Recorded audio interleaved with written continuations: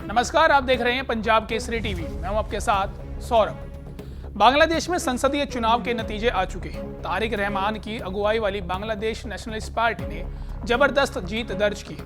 चुनावी नतीजे आते ही मोहम्मद यूनुस की अंतरिम सरकार का कार्यकाल समाप्त हो चुका है। मंगलवार को तारिक रहमान शपथ लेंगे। इससे पहले ही यूनुस ने अपना इस्तीफा पेश किया है। मोहम्मद यूनुस ने अपने इस्तीफे से पहले आखिरी संबोधन प्रस्तुत किया।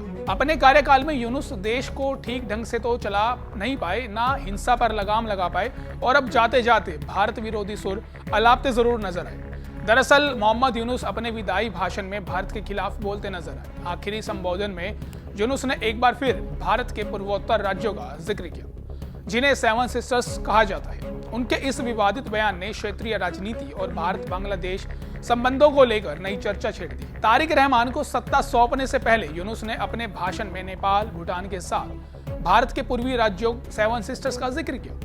यूनुस ने एक सब रीजनल इकोनॉमिक फ्रेमवर्क का प्रस्ताव रखा, जो बांग्लादेश की समुद्री पहुंच को नेपाल, भूटान और सेवन सिस्टर्स से जोड़ना चाहता है। मोहम्मद यूनुस ने अपने भाषण में कहा, हमारा खुला समुद्र सिर्फ एक जियोग्राफिकल बाउंड्री नहीं है, यह बांग्लादेश के लिए दुनिया की इकोनॉमी से जुड़ने का एक खुला दरवाजा है। नेपाल, भूटान और सेवन सिस्टर्स के साथ इस इलाके में बहुत ज्यादा इकोनॉमिक पोटेंशियल है।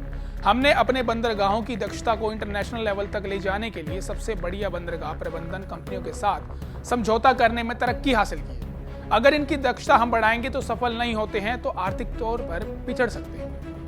यूनुस के इस बयान के बाद संदेह पैदा होता है कि आखिर इसके पीछे मंशा क्या है। क्या वह उस इलाके की राजनीतिक और भौगोलिक स्थिति को बदलना चाहते हैं?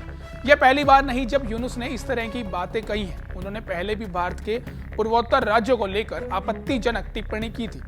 बीते अप्रैल में चीनी यात्रा के दौरान यूनुस ने कहा था कि भारत के पूर्वी हिस्से के पास समुद्र तक पहुंचने का कोई रास्ता नहीं है। उन्होंने कहा था कि इस क्षेत्र में बांग्लादेश ही समुद्र का संरक्षक है।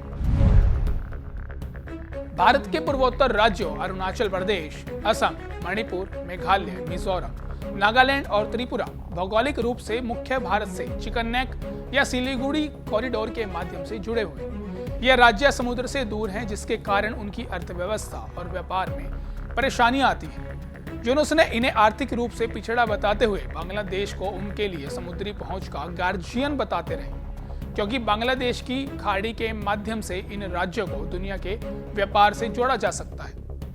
यूनुस के इस बयान के बाद एक्सपर्ट्स का कहना है कि यह मोहम्मद यूनुस की सोची समझी चाल है।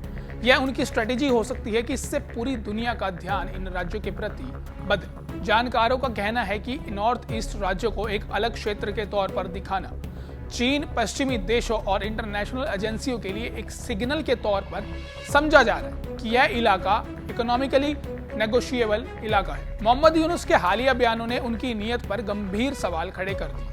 अपने कार्यकाल में वो ना तो स्थिरता दे पाए हैं, ना ही हिंसा पर नियंत्रण कर सके, लेकिन जाते जाते भारत के पूर्वोत्तर को अलग आर्थिक इकाई की तरह पेश कर एक नई बहस को छेड़ गए। तारिक रहमान के नेतृत्व में नई सरकार के सामने भरोसा बहाल करने और संतुलित विदेश नीति अपनाने की चुनौती हो। अब सबकी निगाहें इस पर टिकी हैं कि ढाका और नई दिल्ली के रिश्ते किस दिशा में आगे बढ़ते हैं, टकराव की ओर या सहयोग के एक नए अध्याय की तरफ। फिलहाल के लिए इस खबर में इतना ही। देश और दुनिया की तमाम बड़ी खबरों के लिए देखते रहिए पंजाब केसरी टीवी। हमसे जुड़े रहने के लिए हमारे YouTube चैनल को सब्सक्राइब करें और नई वीडियो की नोटिफिकेशन के लिए बेल आइकॉन को दबाएं।